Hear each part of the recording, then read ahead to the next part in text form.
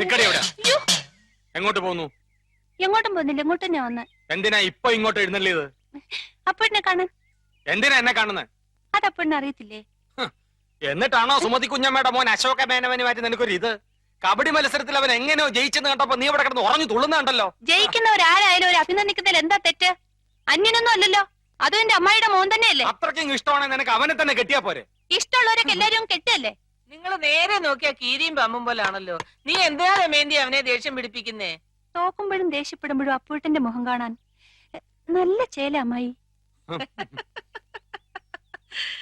അശോകന്റെ തോറ്റ മോത്തിന്റെ ശൈലി നീ കണ്ടിട്ടുണ്ടോ? അതിന് അപ്പൂട്ടന്റെ ഒരു അവസരം തരുന്നില്ലല്ലോ. എന്നാ കാവിലെ പാട്ട് മത്സരത്തിന് നീ വാ, അവന്റെ തോറ്റ മോന്തയുടെ ക്ലോസപ്പ് കാണാം. ചുമ്മാ തങ്ങിയെന്ന് തോറ്റാ പോരെ, അതിന് ഈ വീരവാദം വേണോ? ചുമ്മാ തങ്ങിയെന്ന് തോറ്റാ പോരേന്ന്.